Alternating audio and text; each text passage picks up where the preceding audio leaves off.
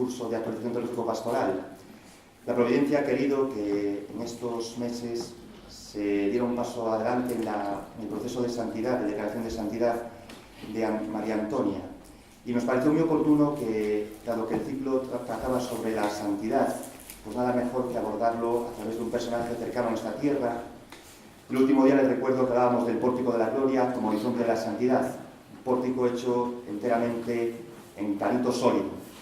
Hoy hablamos da Monxa do Penedo, una mujer que hizo de la recenumbre santidad.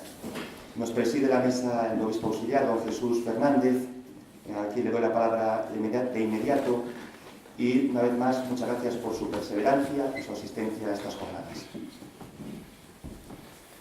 Buenas tardes. Efectivamente, el 6 de noviembre de este mismo año estaba invitado yo mismo y pronunciaba una conferencia sobre la Gaudete et Exsultate, sobre el tema de la santidad, y me parece muy adecuado cerrar ese ciclo con precisamente esta presentación del libro sobre la monjita del Penedo, María Antonia de Jesús, la venerable María Antonia de Jesús. Solo unas palabras, luego me disculparán porque tengo otra función, digamos, otra celebración, entonces a menos cuarto me retiraré, no podré estar hasta el final. Pero unas palabras para recordar, en primer lugar, que esta gran mujer, nieta de Ana, la flamenca, como llamaba a su abuela, por ser esposa de Domingo, un hombre que se había alistado como soldado en Flandes al servicio del rey de España. Esta abuela enseñó a María Antonia a hacer encaje de bolillos, que por cierto los debía hacer muy hermosos. Pero sin duda creo que debemos admirar la gran habilidad que Dios tiene para tejer las vidas de las personas, porque ya sabéis, la santidad es don de Dios primero, y efectivamente la habilidad de Dios para tejer esos hilos, ¿verdad? Y yo quisiera poner delante de todos ustedes, pues sobre todo, pues dos tapices, ¿no? En primer lugar, pues el tapiz o tres tapices. En primer lugar, el tapiz de su vida personal. Una vida tan ejemplar como fue la suya, con un gran amor a Dios desde pequeña. Bien es cierto que contó con una familia que, bueno, todos remaban en la misma dirección, es evidente, todos, ¿no? Amante de Dios, muy amante de su familia, a la que fue fiel, por la que trabajó y se esforzó en todo momento, muy amante de la Iglesia, muy amante de los pobres, a los que atendía, incluso se guardaba de su madre para darles comida que ella necesitaba. Admiramos entonces el tapiz de su vida, hecha, tejida con el primor con que Dios teje la vida de las personas. Admiramos también el tapiz de la vida de esa familia, la de su esposo Juan Antonio, la de sus hijos Sebastián y Leonor. Es precioso ese tapiz que podríamos ahora imaginarnos con los cuatro abrazados y los cuatro consagrados, porque así terminaron su vida. No conozco yo otro caso, tampoco soy experto en vidas de santos, pero que el matrimonio se decida a consagrarse a Dios y luego los hijos también terminen consagrados a Dios, pues es un tapiz maravilloso.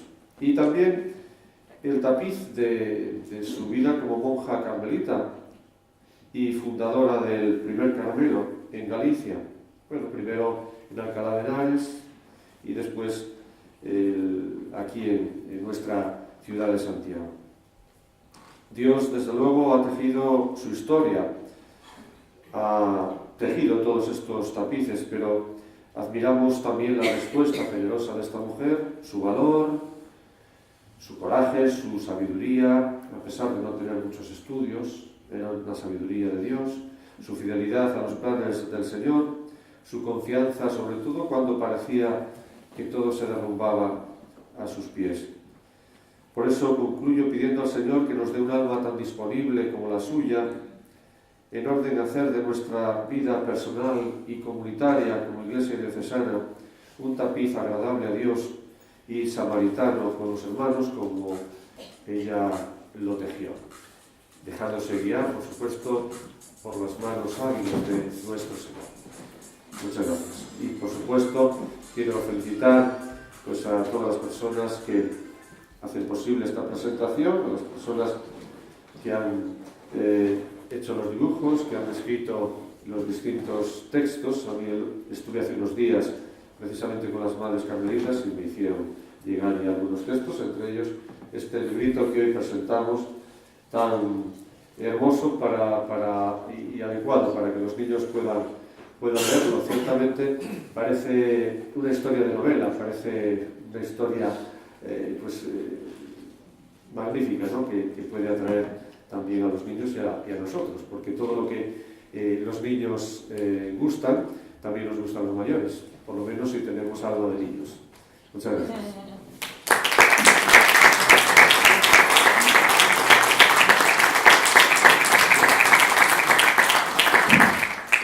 Muchas gracias, don Jesús, por sus amables palabras. Y en esta presentación pues, no podía faltar una de las que fue protagonista pues, en la presentación de la figura de esta mujer para que fuera valorada sus virtudes heroicas y pudiéramos dar un paso más en esa, digamos, camino hacia la integración de la santidad. Les presento pues, a doña María del Salvador González Raposo, que en colaboración con la comunidad del Carmelo de Santiago de Compostela pues, tuvo el trabajo largo y que nos comentará a continuación de crear la posición para poder mostrar que esta mujer contenía en su vida virtudes heroicas. Ella es doctora y profesora de estadística. Parecería que, viniendo del ámbito de las matemáticas, pues en estos temas pues les queda un poco como lejos, y sin embargo ella ha demostrado y se ha especializado a lo grande en esta temática. Cuando hablé con ella, me decía que a ella le gustaría establecer un diálogo con la gente que estamos aquí presentes, porque en estos procesos de declaración de la santidad de las personas muchas veces hay dudas o no se están del todo informados sobre ellos.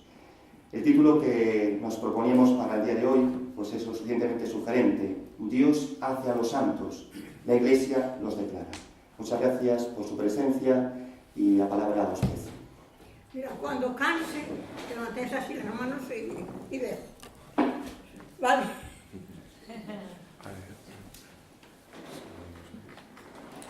Bueno, como ya acaba de decir el obispo, nació en el Penedo. Y el Penedo es un lugar de Cunti que los antepasados de María Antonia, por parte de la madre, habían comprado a todos los vecinos y allí construyeron un molino, unas casas, unos prados. Podremos decir que entre carqueixas e toxos move o regato o muiño. Entre carqueixas e toxos Deus foi facendo o camiño. Yo quiero centrar mi charla de hoy, que le llamo charla, no la considero una ponencia, en presentar a María Antonia como la primera mujer gallega escritora sobre mística. Es la primera que hace ese trabajo. ¿Y qué obras voy a tomar? Lo ideal sería tomar el edificio espiritual, porque esta obra es similar a cualquiera de las obras de Teresa de Jesús o de San Juan de la Cruz. Pero me voy a limitar a la autobiografía.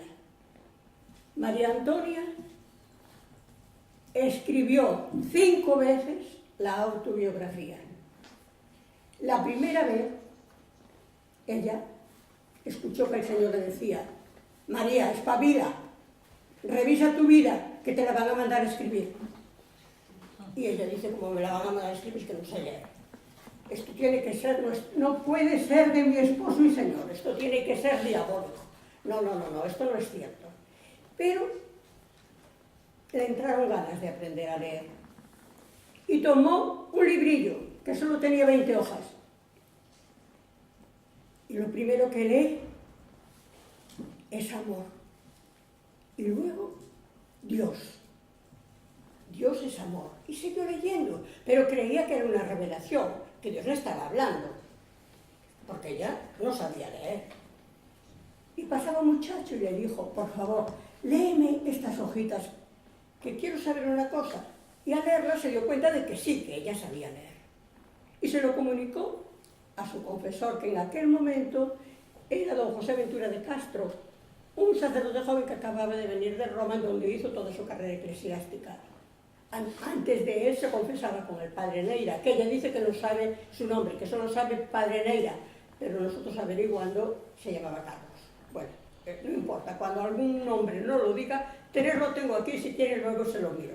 Pero no me gusta mirar mucho lo que escribo. Entonces, ¿qué le pasa a María Antonia, que comunica sin maestro aprendía a leer? Pero como el Señor le había dicho que le pasa la vida, que te la van a mandar a escribir, obligación era de aprender a escribir. Y le dijo a una de sus discípulas, escríbeme lo que se llame el abecedario, pero solo me escribió 4 letras. Y yo las practiqué y le mandé a don José Ventura de Castro, le mandé mi nota. Y cuando él la ve, le dice, la que sabe escribir esta nota, también sabe escribir su vida. Desde ahora te pones a escribir todo lo que Dios ha hecho en tu alma, todas las inspiraciones, porque yo pienso llevar eso al obispado buscando personas doctas que nos puedan ayudar en este camino que te lleva a Dios. Y María Antonia escribió en mala hora, diríamos en gallego, afixo, porque se la llevó al obispo. Y el obispo, al ver que ella hablaba de fundación, una mujer casada con 2 hijos, analfabeta y hablando de que iba a fundar un convento, ¿en qué cabeza cabía? Y el obispo dijo nones, pero no solo dijo nones, le retiró las licencias de confesar a don José de Castro. Y en Bayona se armó la de San Quintín, y ella se iba a confesar y nadie la quería confesar. Y las discípulas de ella fueron un día todos a confesar, que era un jubileo y estaban confesando muchos franciscanos, y las echaron de allí, a todas. A nadie las quiso, a ninguno las quiso confesar. Y los niños en la calle le tiraban piedras. Y las mujeres sensatas le decían que fueran a fregar pisos y a atender al marido y a los hijos, no andarse con esas beaterías. Eso fue una pelea constante.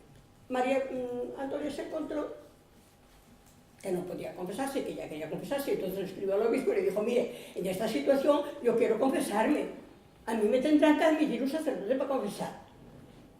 Y el obispo se preocupó mucho, le dice, mire señora, sus cosas me tienen intranquilo, no puedo dormir.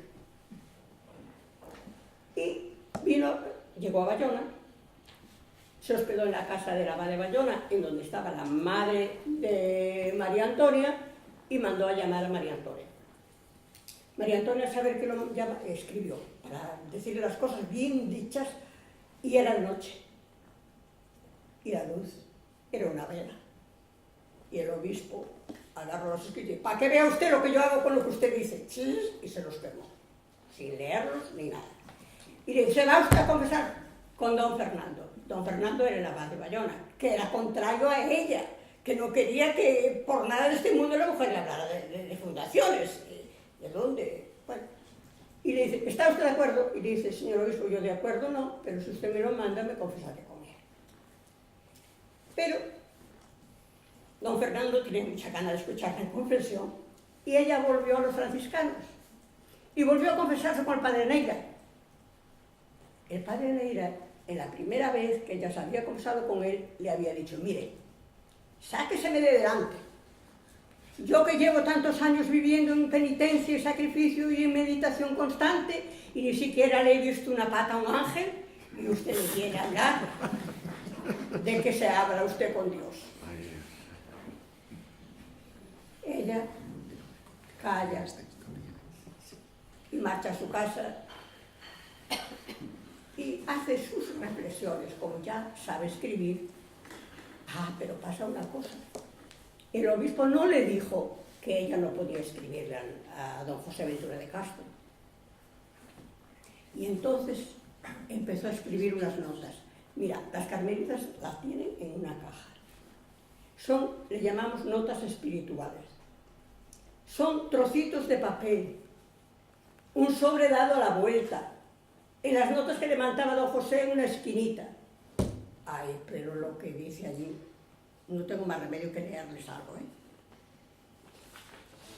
Porque, verán, ella es analfabeta, acaba de aprender a escribir, y en el mismo año que aprende a escribir, sin haber tenido comunicación con ningún fraile carmelita, sin haber llegado a sus manos ninguna obra de Teresa de Jesús ni de San Juan de la Cruz, mire lo que dice.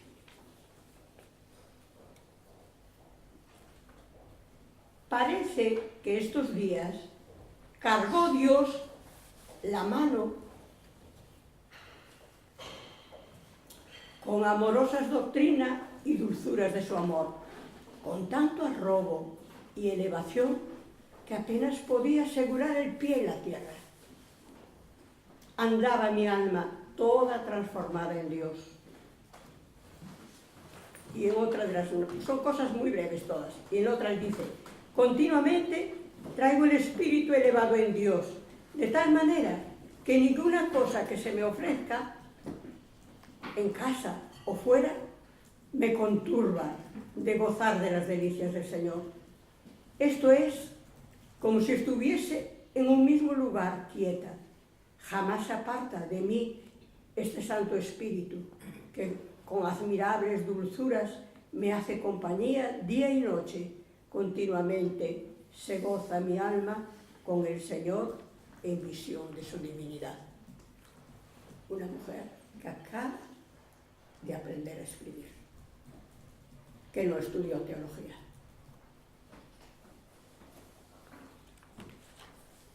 ¿Pero qué sucede con Neira? Que nuestros planes son unos, pero los de Dios son distintos. Y si, como diría Cabanillas, con esa longa saberencia que nos damos moitos anos cando traen longas penas, podemos darnos en nuestra vida haciendo una retrovisión que los fracasos se convirtieron en éxitos. Y el padre Neira, a los pocos días que ella fue a confesarse, le dijo que era un disparate, que don José Ventura de Castro le mandara a escribir su vida. Mire lo que ocasionó, que toda la gente se revolucionara, que todos van contra... La puso a pan pedir. Ella se quedó callada. A la semana siguiente va a confesarse y le dice, le mando que por santa obediencia escriba su vida. La segunda relación. Dios me ha dado a entender que me he equivocado. Y es más, hay un testigo del primer proceso que se efectuó por mandato de la Orden del Carmen, que hay un testigo que dice, el padre Neira le pidió perdón tanto a don José como a María Antonia por haber desconfiado de ellos. Y le mandó escribir la segunda relación. Ya vamos a la segunda. ¿Y qué sucede a esto? Que el Señor le dice, María, sal de tu tierra. Señor, sal de tu tierra. ¿Qué quieres? Y salió. Y se llevó con ella sus 3 discípulas que le siguieron en todo momento. Y salieron de noche para no armar alboroto, pero ella pidió permiso a los padres para llevarse las 3 muchachas con ella. Y además pidió salvoconducto, porque tenían que pasar por Portugal. El regidor no se lo quería dar, pero tanto le habló de Dios y no sé qué, que lo convenció y le dio los salvoconductos. Salieron al amanecer, cruzaron la frontera con Portugal.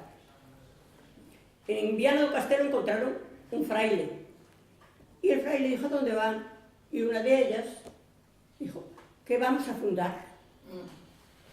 Y la madre tiene que ver a su marido, y dice, mire, en Coimbra hay unos carmelitas muy doctos, vayan y consulten con ellos. Ellos le van a dar luz sobre lo que ustedes quieren hacer. Y se fueron a Coimbra. Y ella, al fraile que le llamó, que le salió en la puerta, le dijo: necesito consultar unas cosas muy importantes, por favor, que venga un fraile que sea docto. Y vino el doctor y habló con ella. Y al hablar con ella, le dijo: lo que usted me ha dicho me da permiso para que yo lo consulte con otros frailes. Porque, a ver, pero le voy a pedir una cosa.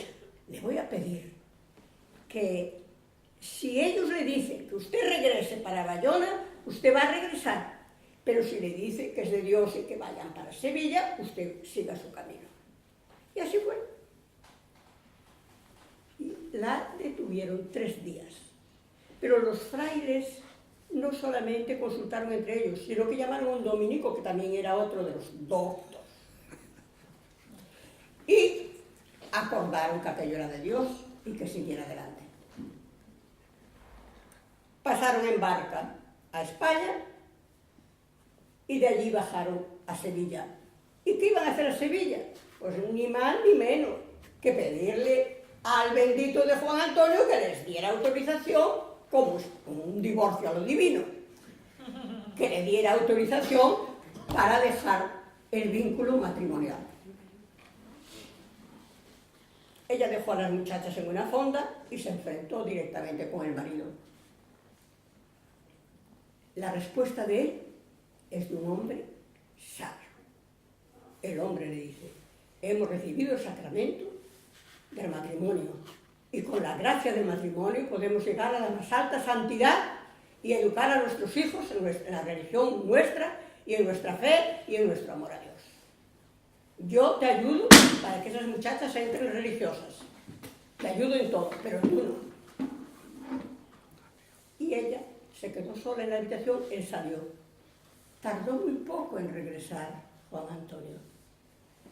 Cuando llega le dice: María Antonia, Dios también me habló a mí. Me ha dicho que sea fraile.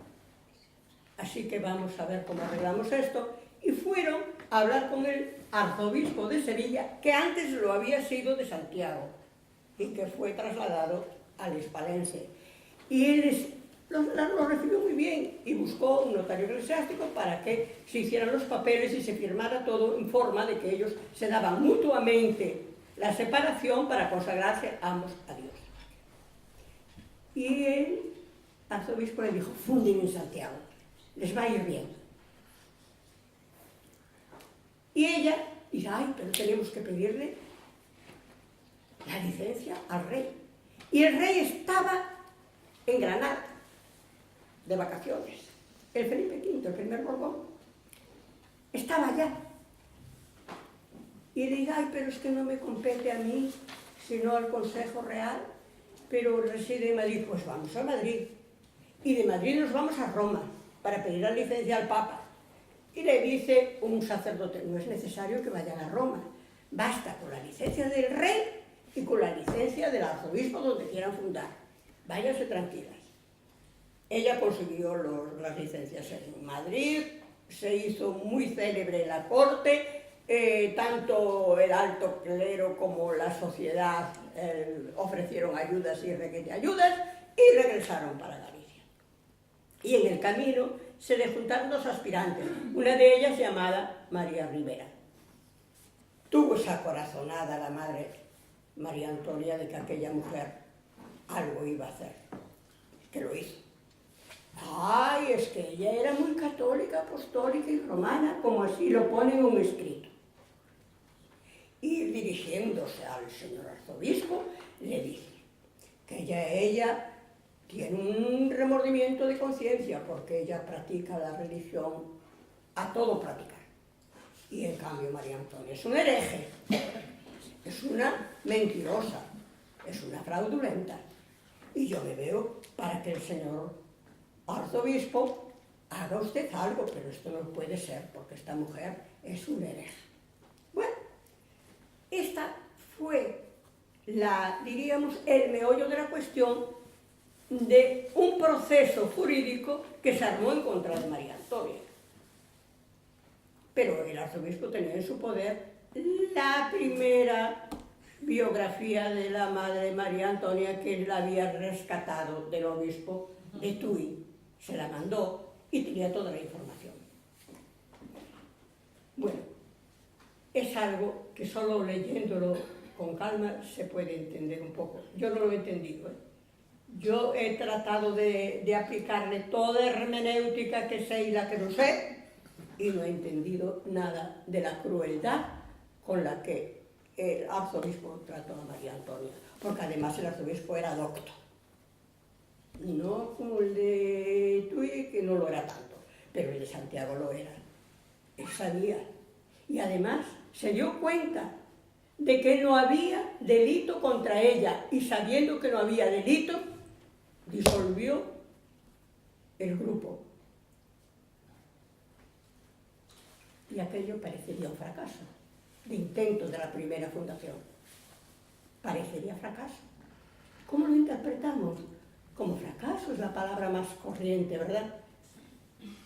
Y ya les dije que no entendí yo nada de que ese hombre obrara de aquella manera, porque lo tenía muy fácil con decirte, mire, señoras mías, yo no les quiero mi diócesis y yo no les doy la licencia y vayan ustedes en paz de Dios. Pudo decir eso, pero no lo hizo. Las mortificó al máximo. Yo no lo entiendo, pero la venerable sí que lo entendió. La venerable dice, fue una fineza de mi divino esposo para purificarme. O sea que la hizo semejante. En una de las locuciones, Dios Padre le dice que quiero hacer un vivo retrato de mi hijo, un fiel retrato de mi hijo. Y caramba, sí lo hizo a todo hacer. Muy bien, ¿qué pasa? Se disuelve, pero ella con interés le dice al obispo, le dice al arzobispo, le dice, la fundación se ha de hacer, aunque usted, excelencia, no la vea. Y eso lo oyeron y en el proceso lo han declarado. Pide la niña que tenía 4 años y que había quedado con su madre y se marcha a Madrid. Y poco tiempo después de llegar a Madrid, el arzobispo de Madrid tiene su buen trato con ella, pero ella, otra locución. Quiero que te confieses con el doctor Agudo. ¿Y quién será ese doctor Agudo? Pero Dios le dice que se confiese con el doctor Agudo. Averigua quién es el doctor Agudo, no está en Madrid, está en Alcalá de Henares. Y lo consigue y le dice, mire, me ha pasado esto, Dios me dice que yo me tengo que confesar con usted. Buena la hizo, pero porque la hizo Dios, Deus texe, que da gloria a verlo. Allá va, y va al monasterio del Corpus Christi de Alcalá, que tenía allí una hermana, y llama a la priora y sale la priora del rectorio y le dice, hermana, les traigo una joya que se van a quedar ustedes admiradas. Una mujer de más de 30 años, casada, con 2 hijos que quiere entrar monja. Le da usted la venia, la monja se le quedó en suspenso. Y él, para que ella no dijera que no, inmediatamente le dijo, pero mira usted, pasa una cosa, que el definitorio ha admitido al marido como fraile. Ay, si el santo definitorio lo admitió, habrá que pensar, déjeme que le consulto a las hermanas. Y fue la priora de Celda en Celda, y las monjas, bueno, lo que usted diga, madre, lo que usted diga, madre, lo que usted diga, madre. Pero llegó a una y ni tu tía. Aquella tenía por norma que una mujer viuda no entrara en el Carmelo. Y le dije, pero su reverencia, esta mujer casada con 2 niños, esto es había pensado mucho, esto es imposible. Pero como todos habían dicho que sí, excepto esta, don Miguel dio el dinero de la dote y ella entró en el Carmelo. El mismo día que entró, tomó hábito. Un año después, profesor. El mismo día que ella tomó hábito, por la tarde, por la mañana, tomó hábito su marido. El mismo día que profesó, por la mañana profesó él y por la tarde profesó ella. Pero a todo esto, ella, como había escrito su vida y se murió el doctor Aguado, yo tengo que conseguir esos papeles, ¿cómo andarán? Y don Miguel de Reguera los consiguió. Él era un gran bienhechor, los consiguió y el confesor se enteró de que ella tenía esos papeles y se los mandó quemar. Ella sabía que iba a ser mandada otra vez, que iban a mandarla otra vez a escribir la vida, y le interesaba tener eso, pero a pesar de que le dolía quemarlos, los quemó.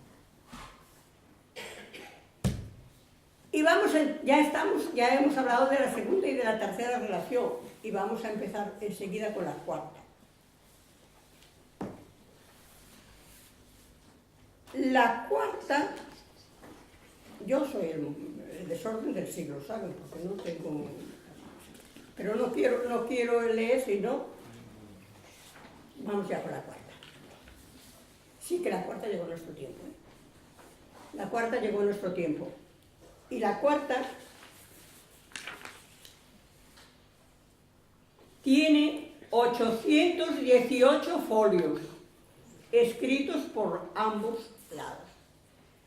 Fray José de Jesús María dividió, ella escribía seguido, sin parar, pero él introdujo capítulos, partes y sus comentarios, aprovechando los márgenes, a veces entre dos líneas que ella dejaba, y vale la pena leerlo, porque Fray José de Jesús María hay que sacarle el sombrero. El hombre sabe y entendió, fue el que mejor entendió a la sierva de Dios, que en este momento ya es venerable. Muy bien, pues en esta cuarta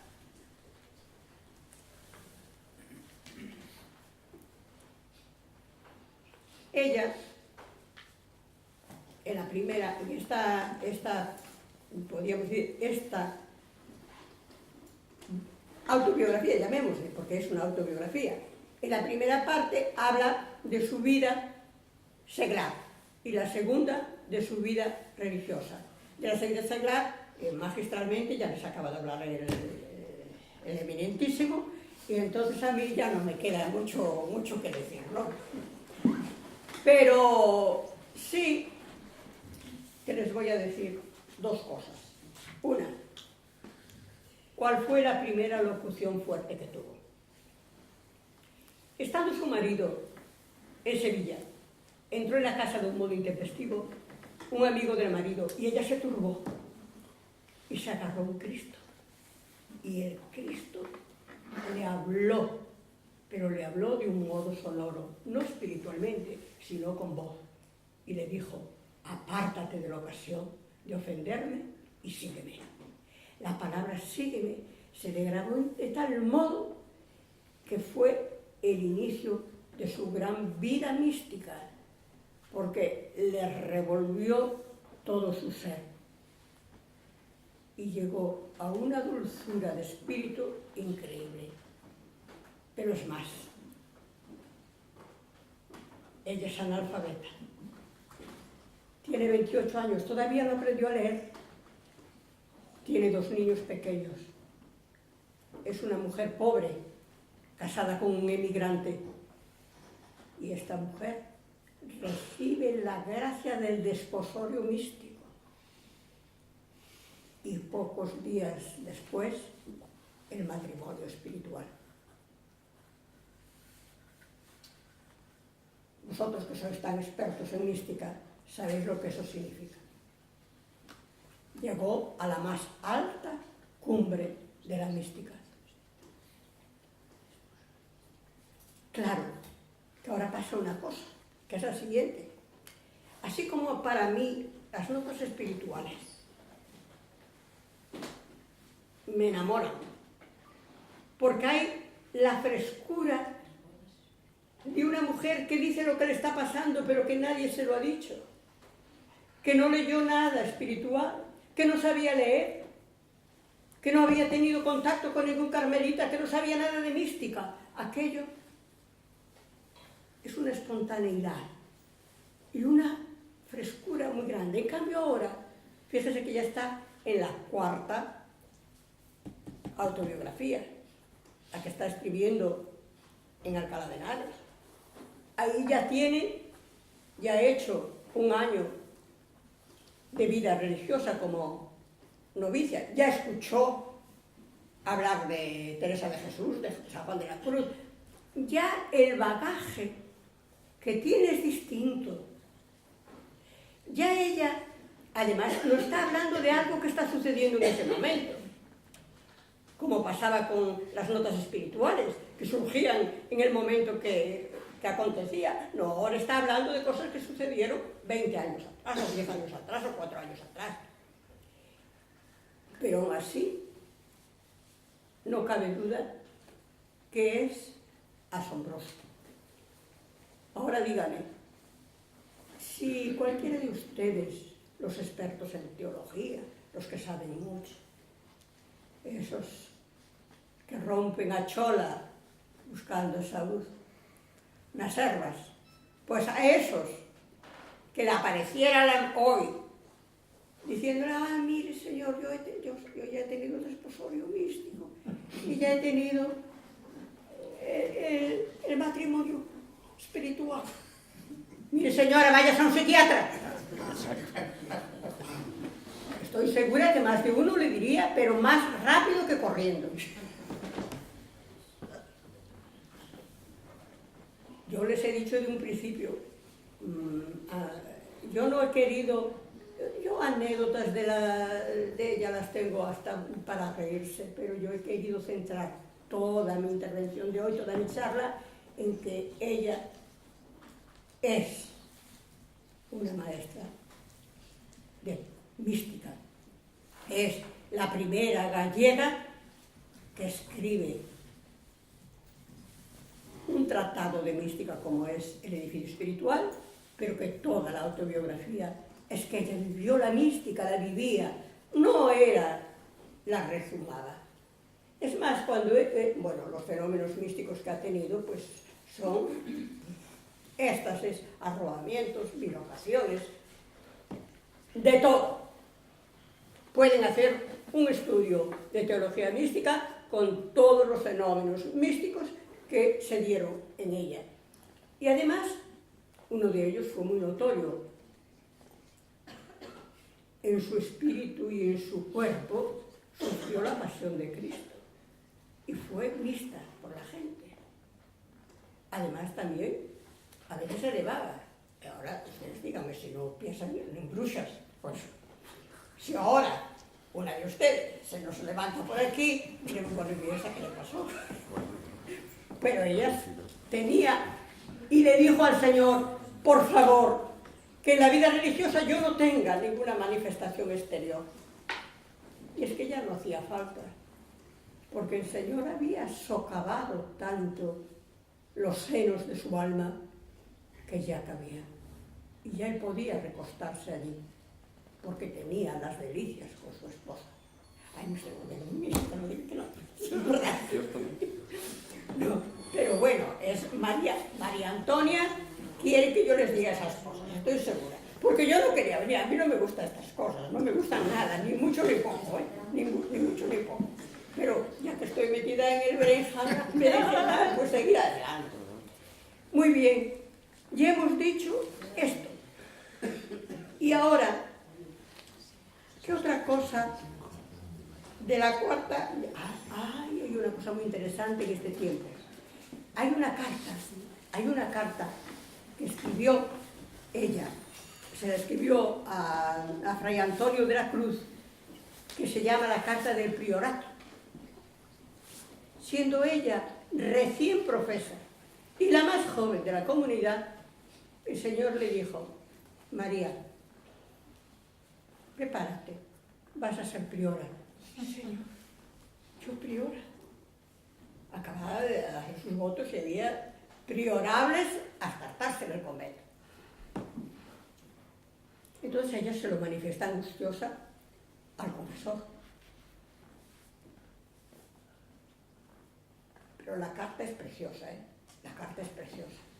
porque da una relación de su espíritu bellísima, es la única en su género. Es una carta que podría publicarse con un buen tratado. Pues ella,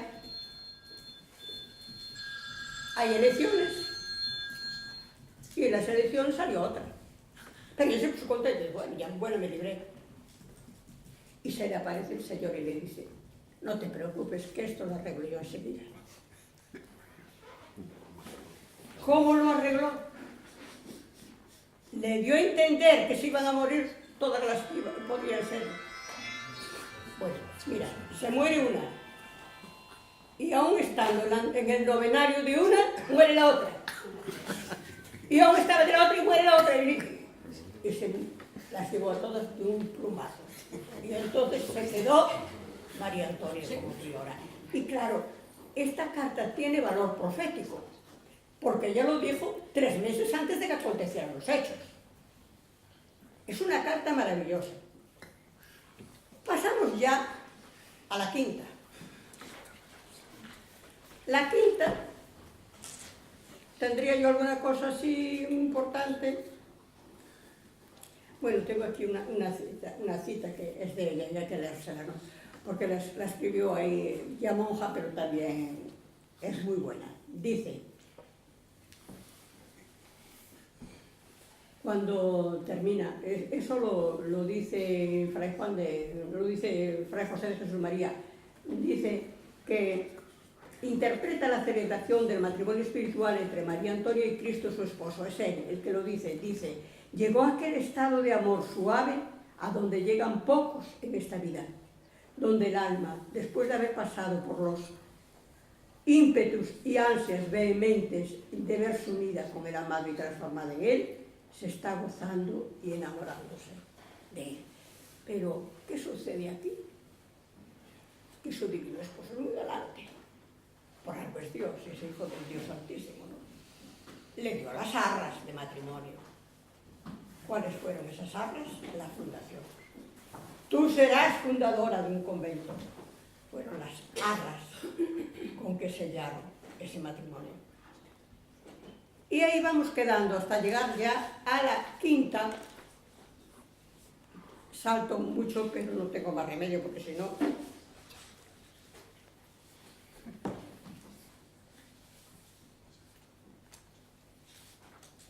Vamos a la quinta. Bueno, la quinta lo que más trata es de la fundación. Es lo que más. Todos los trámites. Bueno, ella dice de esas cosas que siempre parecen fracaso. Si ella se mete carmelita descalza en un convento, la fundación fracasó. Se acabó. Apague y vámonos. Pero dice que siempre una centellita le ardía en su corazón de que la fundación sabía de hacer. Porque además, el Señor no solo le anuncia la fundación, continuamente le está diciendo, haz esto, haz lo otro, lo demás allá. Es una obra de Dios. O sea, hablaba, yo ya no sé, por el cuento de su eminencia, su reverencia y su excelencia, ya no sé cuál es la cosa, porque eso es muy complicado para mí. Pues hablaba de que Dios decía, pero yo creo, dice, hablando del Penedo, yo una vez escribí algo que más o menos era así: entre carqueixas e toxos move o regato o muiño, entre carqueixas e toxos Deus foi facendo o camiño. ¿Y cómo lo hizo? Habla todo el tiempo, la quinta, todo el tiempo pero son todas las cosas que pasan, las disposiciones de las autoridades. Bueno, ahora le voy a leer la licencia real, porque a mí me hizo mucha gracia. Don Fernando, por la gracia de Dios, rey de Castilla, de León, de Aragón, de las 2 Sicilias, de Jerusalén, de Navarra, de Granada, de Toledo, de Valencia, de Galicia, de Mallorca, de Sevilla, de Córcega, de Córdoba, de Cerdeña, de Murcia, de Jaén, señor de Vizcaya y de Molina, etc. Bueno, pues ese señor dio la licencia para hacerlo.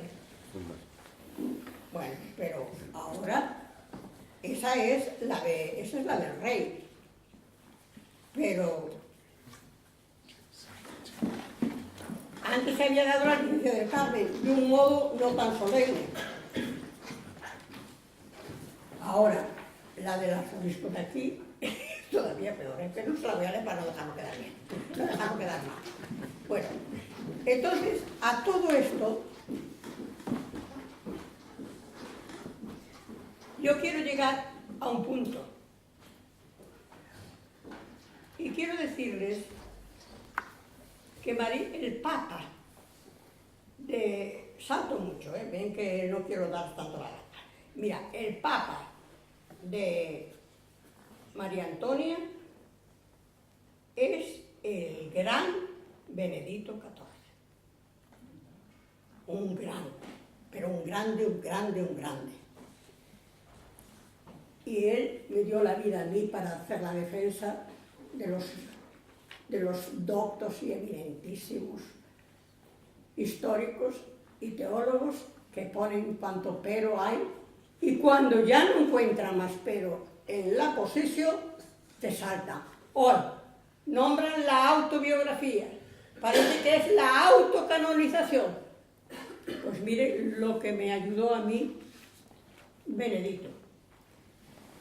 Benedicto escribe, él había trabajado primero en el Dicasterio de la Fe y conocía mucho acerca de las beatificaciones y canonizaciones, pero vio que aquello no estaba ya muy bien y entonces hizo una gran obra. Si quieren la pueden bajar, está en Google y está escrita en latín, pero ustedes saben mucho de eso. Yo la bajé porque me hacía falta para defender la causa. Y la escribe entre 1734 y 1738. María Antonia escribe la cuarta relación entre 1737 y 1738. Benedicto es papa entre 1740 y 1758. La quinta relación que escribe María Antonia en 1754 y 1755.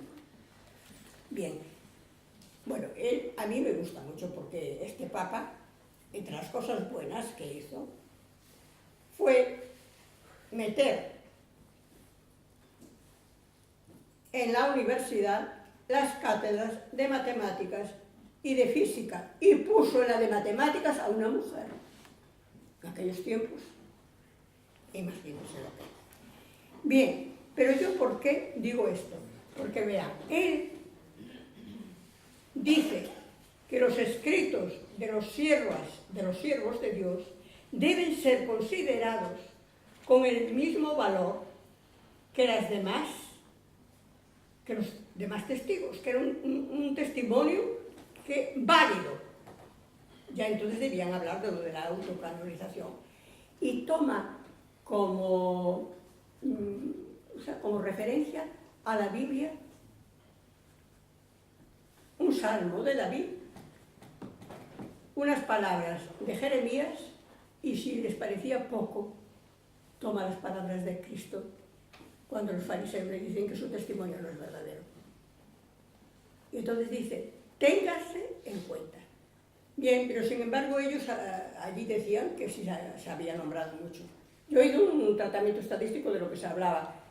Y yo había tenido bastante cuidado en que si citaba la autobiografía o a pie de página o de un modo paralelo, siempre metía un testimonio de otra persona, porque tenía mucha documentación conmigo.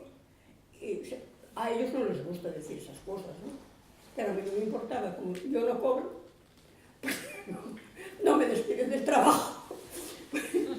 Soy muy libre para eso. Bien.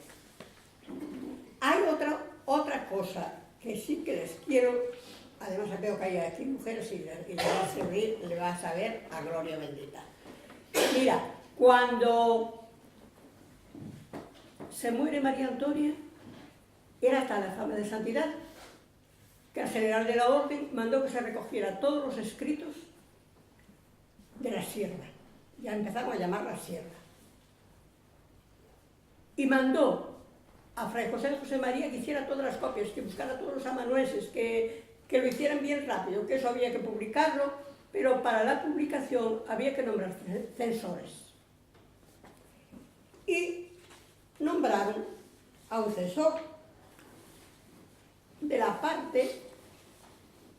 segunda parte de la autobiografía, pero la que escribió bajo las órdenes de Fray José de Jesús María, que es la quinta relación. Y la segunda parte, ella da noticia de todos los confesores que ha tenido y cómo la trataban y lo que le decían, y además de algunos dicen, bueno, el pobre era corto, lo decía tranquilamente, ¿no? Tenía pocas luces, pero era muy bueno. A continuación. Muy bien, pues vean. ¿Qué sucede? Que van en contra del fraile. Le dicen, ¿cómo es posible que a una mujer le haya mandado a hacer eso? Hombre, si se lo hubiera mandado a hacer un hombre podía pasar, pero una mujer. Y verán, sí que tengo la cita, que se la tengo que leer.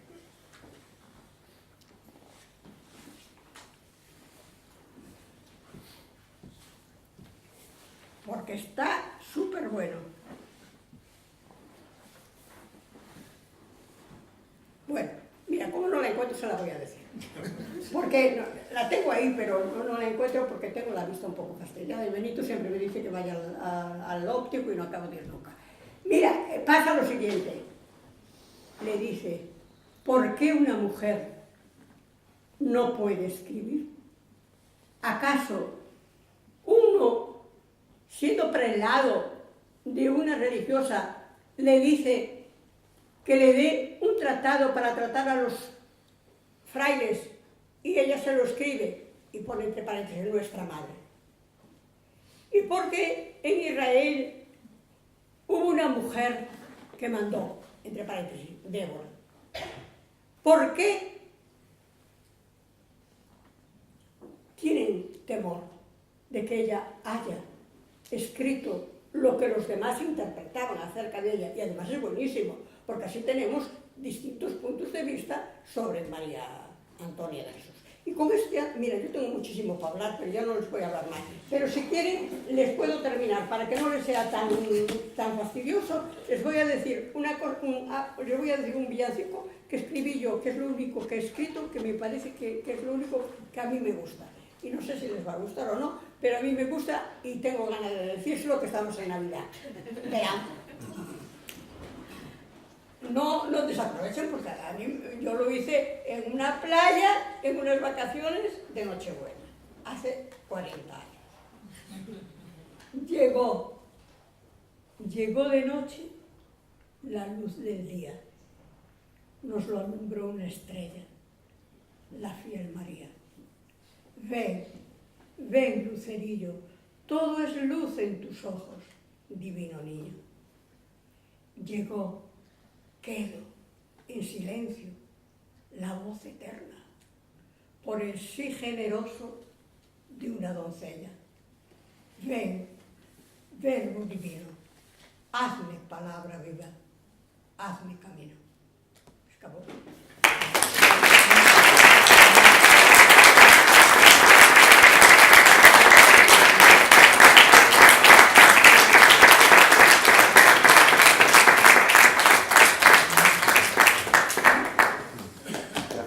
Palabras, María del Salvador, y por su pasión. Tenían que aceptar la posibilidad, no quedaba otra, con esa pasión con lo que lo expresa. El tiempo se nos acaba y doy por último palabra a Eugenia Gloria Torres, que fue la encargada de dar en color y dibujo a estas páginas. La última redacción aquí eran 800 páginas, pero en un libro de unas pocas páginas consiguieron recoger tanto la vida y sobre todo recogerla en palabras y también en imágenes bellas. Hay una intención catequética detrás de estas páginas, detrás de sus dibujos, que pido a la dibujante María Eugenia Gloria que por favor la comparta con nosotros. Gracias. Hola, buenas noches. ¿Se me escucha bien? Sí. Quiero agradecer la posibilidad que me dan de poder compartir este momento con ustedes. desde mi punto de vista de ilustradora y de catequista, y desde el punto de vista de los niños, porque como ya nos ha hablado antes, la vida de la venerable es una vida extraordinaria, es una vida dura, es una vida que se encuentran muchos sentimientos para comprenderla, que no se puede dividir en partes, y es una vida que por lo menos a mí me llegó de parte de las carmelitas ya en el 2010 cuando las conocí, y al leerla y reflexionarla pensé que es una vida que es como un árbol, que se tiene que interpretar desde el fruto, no ir cortándolas, porque lo importante de la Madre María Antonia, como nos contaron, es el fruto, porque si no se pueden malinterpretar si se saca de contexto. Esto para nosotros que somos adultos, pero este es un cuento para niños, para explicarles a ellos esta vida tan extraordinaria y diferente. Entonces para mí fue un gran reto. Primero pensé que como soy catequista y me formé, yo soy argentina y me formé con la catequesis del Concilio Vaticano II, con sus consejos de la catequesis familiar. Empezó Chile, ya ahí nomás, en los 70, y lo siguió Argentina. Y solamente una reseña, la catequesis es familiar, el catequista son los padres, los catequistas de los niños son los padres. Mi catequista fue mi madre. Entonces, la parroquia tiene un grupo de catequesis dedicado a la familia. Hay catequistas de padres que le dan el encuentro, el padre en la casa le enseña al niño, luego el niño va a la parroquia y otra catequista de niños lo refuerza, y luego se juntan los equipos para trabajar con la familia. Entonces me formé en la importancia de la catequesis desde la experiencia y el encuentro, no la catequesis del saber, la clase, la formación y la educación, sino la experiencia viva, el encuentro personal con Dios, que para mí es lo que la catequesis y la doctrina tiene que ser, un puente para acercarnos a Dios, para acercar al niño y a la familia a ese encuentro personal. Entonces, la Madre María Antonia, como venerable y para mí ya santa, es una vida de catequesis. Todo santo es un catequista, porque es un medio y un puente para llevarnos al encuentro con Dios, con María, con Jesús, con Dios. Entonces les quería ir diciendo que me movió a hacer determinadas escenas, por si hay algún catequista que le gustaría integrar a la Madre María Antonia y su vida a la catequesis. Entonces yo dibujé como un paralelo entre el texto y los dibujos, que se pueda mirar sin leer, que un niño de 8 años de pronto no lee tanto el texto, pero con los dibujos puede ver la vida igual. Un paréntesis, las hermanas se encargaron de casi todo el libro y yo solamente diseñé los personajes. El mérito, el trabajo y todo lo que costó la maquetación, los fondos, los colores, lo hicieron las carmelitas. Yo diseñé los rostros de los personajes. Entonces elegí unas escenas que podrían ser bastante difíciles para explicarle a los niños. Les voy a dar, más o menos son 5 escenas nada más. Hay una en la que la Madre María Antonia es pequeña. Yo traté de sobre todo darle muchísima importancia a la niñez, que es lo que más le gusta a los niños. Los hermanos de la Madre María Antonia eran muy traviesos, se subían a los árboles y rompían las ramas de los naranjos y quitaban las naranjas. Y el padre era muy estricto y los regañaba. Y la Madre María Antonia siempre intervenía y se ponía en medio, no solamente para que los hermanos no fuesen castigados, sino que además para que el padre la riñese a ella.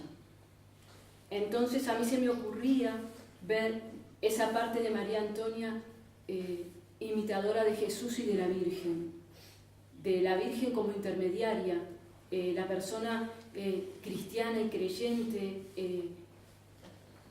tiene que ser siempre un espejo de María y de Jesús en cuanto a interceder aunque las cosas parezcan injustas, interceder los niños en el colegio por sus compañeros, no diciendo fue él. Son puntos y detalles importantes de la vida cotidiana para enseñarle al niño a ser intercesor, a ser como María, como la Madre María Antonia, que empezó a ser santa desde pequeña, imitando a Jesús y a María. Y como Jesús sacrificándose y a veces teniendo el castigo inmerecido. En el colegio creo que a todos nos pasó que nos pusieron amonestaciones colectivas o que uno tuvo que ir a un rincón por otro, y eso siempre nos molesta y los niños tienen la tendencia de señalar. Y esta es una oportunidad para enseñar a ser buen cristiano y a que no nos importe tanto la justicia como el amor. El amor no es el amor y un montón de cosas, el amor es solamente amor. Entonces no se fija si es injusto que al compañero lo regañen o a mí, sino a que el otro no sufra, a interceder, aunque sea injusto, como le pedimos a María continuamente, que interceda por nosotros pecadores, ahora y en la hora de nuestra muerte. Es una buena escena para mí, para enseñarle a los niños esa virtud.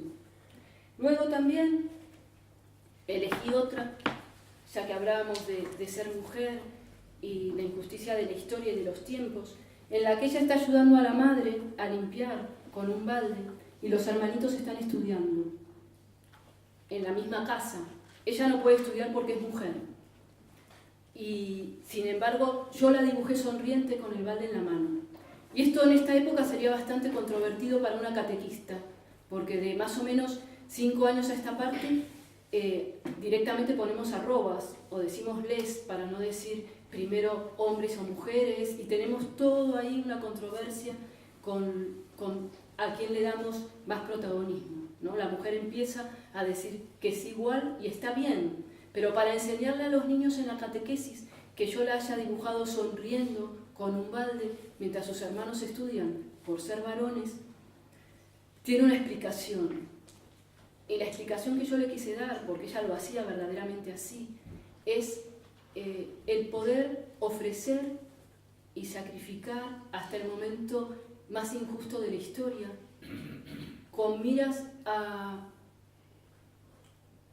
futuro, con miras a que ella iba a demostrar en el futuro que era igual de valiente que cualquier varón, que era capaz de escribir y ser una mística como cualquier varón, pero en su momento, como Jesús, como María, esperando, sin resentimientos, sin violencia, sin gritar, sin romper con todo.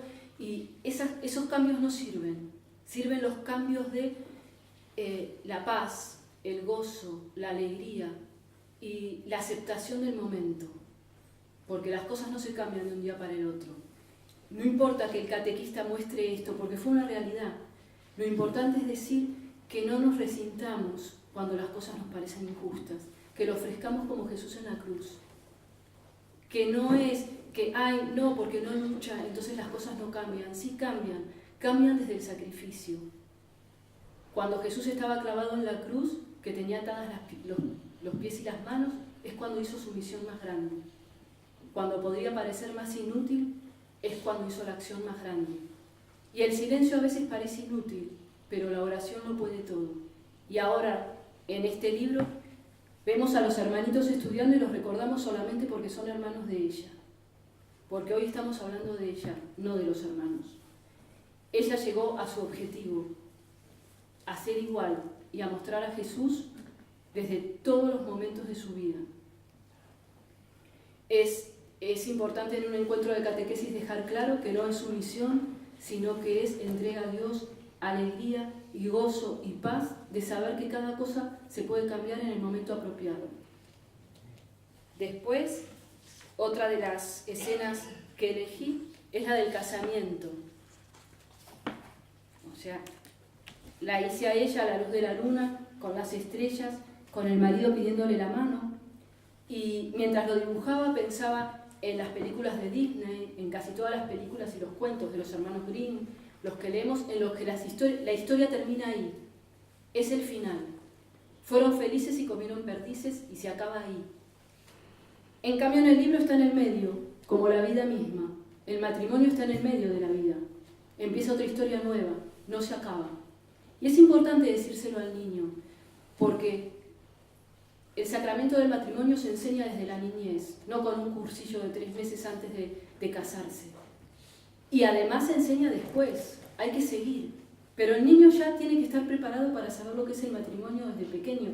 Es un momento importante en la catequesis enseñar el sacramento del matrimonio, que los niños se vayan familiarizando con que ahí empieza algo, no termina. Y empieza algo importante, empieza algo nuevo, empieza la familia, empieza lo que tuvo él. Entonces, yo llamaría a los catequistas a hacer hincapié en que el sacramento del matrimonio empieza desde la niñez y continúa hasta la vejez. Siempre nos tenemos que estar formando, no es un cursillo de 3 meses. Después también elegí el momento de la llamada, donde está ella arrodillada como María en una mañana en su casita, un poco asustada. Tiene que decir un sí sobre una llamada también extraordinaria y diferente. Es un momento en que la hago seria y asustada, como lo que decía, ¿qué me pide Dios en este momento si ya me había pedido el matrimonio? Si la vocación suele ser un punto y aparte. Pero es bueno que los niños sepan que en los tiempos de Dios no hay puntos y aparte, hay puntos suspensivos. Siempre nos puede pedir algo más. Y le pide a ella algo dificilísimo y algo importante, porque ya tiene su familia, ya tiene sus hijos y ya tiene su vocación. Y no es normal ni común que Dios pida una vocación tan grande para después pedir otra. En este momento del libro, cuando habla de los niños, es algo que a mí me resultó muy difícil para que una catequista pueda hablar a los niños, el tema de que la madre decide, no la madre, sino que Dios decide pedirle a una madre que haga ese sacrificio, ¿no?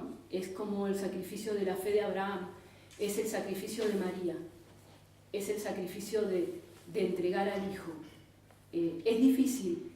Para mí, personalmente, es un tema de silencio, de callar, porque es una cosa de Dios, entre Dios y María Antonia. Solamente cada vez que miro ese momento, que lo reflexiono, unas palabras que no son de ella, pero que a mí me impresionaron mucho, que las leí en un cementerio de Argentina, de una madre joven que dio a luz al hijo y estaba muriéndose en ese momento, y dijo, en el momento que tenía al marido al lado y al niño en los brazos, una frase que a mí, en momentos de ese silencio, me viene siempre a la mente, y es esta, la quiero compartir con ustedes. Tus caminos, Señor, son una locura, rompen mi humanidad, pero son los únicos que quiero seguir.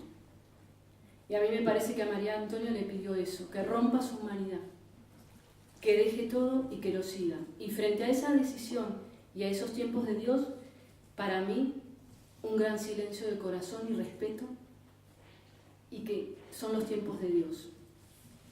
Luego también la parte, para ir más rápido, de peregrina, en la que Dios nos pide movimiento, nos pide andar, nos pide movernos, nos pide que no seamos cómodos.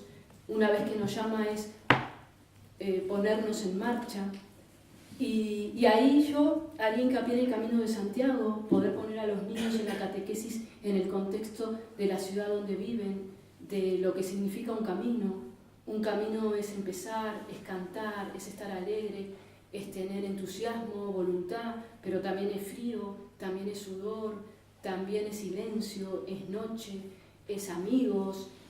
Un camino es una mochila pesada, un camino es la emoción, un camino es despedidas, un camino es llegar a la meta y sentirse realizado y después continuar, y un camino es que no acaba donde acaba el camino, sino seguir caminando siempre con Dios y los hermanos.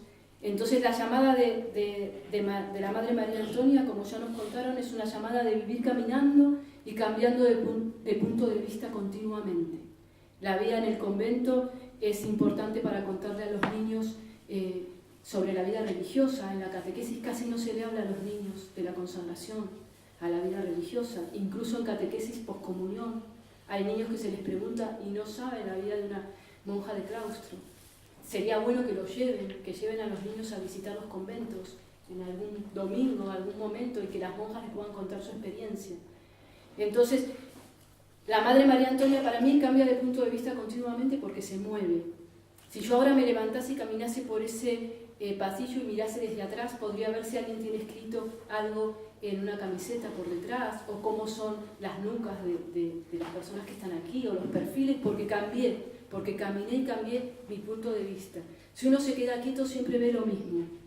Entonces la Madre María Antonia se movió, Dios la llamó, dio el sí y entró en movimiento.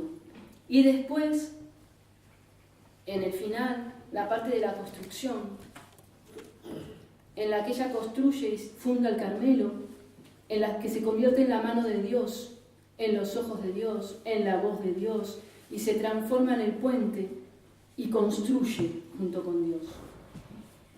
El cristiano, hay que decirle a los niños, el creyente, tiene que ser valiente y tiene que construir y tiene que afrontar todas las piedras que se nos presentan, así como hizo la Madre María Antonia. A los niños de hoy les da vergüenza decir que son cristianos en su grupo, y lo dicen de una manera tímida. El catequista tiene hasta el deber de decirles que sean valientes, que no es una vergüenza ser católico, que no es una vergüenza seguir a Dios y a la Virgen, que no importa, a la Madre María Antonia le tiraron piedras y era una santa, y del mismo lugar donde estaba construyendo, y con esas piedras que le tiraron construyó un Carmelo. O sea, con las críticas, con todo lo que nos pueda parecer malo, podemos construir puentes hacia Dios, porque para mí la vida de ella no es nada más y nada menos que para dar gloria a Dios. Si va a estar en los altares, es para eso, es lo que ella quería, no quería otra cosa, quería la gloria de Dios. Y un santo es eso, es que no lo miren a él, que miren a Dios. Y ahí sería bueno también integrar en la catequesis la vida de los santos, que yo me di cuenta también que no las conocen casi. Sería bueno tener un libro de cada santo con dibujos y dedicar un tiempo de la catequesis a la santidad. Ya para cerrar entonces, como dibujante, les quiero compartir algo sobre la inspiración en el arte, para ya cerrar. Y les comparto que la inspiración, que muchas veces me dicen, ¿y a ti cómo se te ocurren tantas cosas? ¿Cómo se te ocurrieron los rostros, las escenas? La inspiración es como la oración. Es cerrar los ojos afuera, mirar para adentro, hasta encontrar en algún rincón del alma ese regalo que Dios nos dejó al pedido que le hicimos. Y luego la mano y dibujar lo que Él manda, lo que Él inspira. Muchas gracias.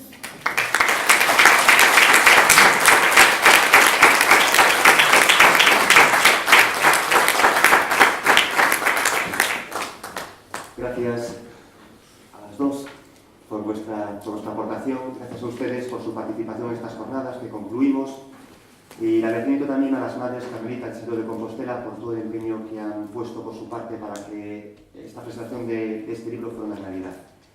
Simplemente me queda anunciarles, es deber de ello, que hoy pueden adquirir el libro, primer libro infantil sobre la vida de María Antonia, al precio de 6 euros. A la salida, quien quiera puede adquirirlo.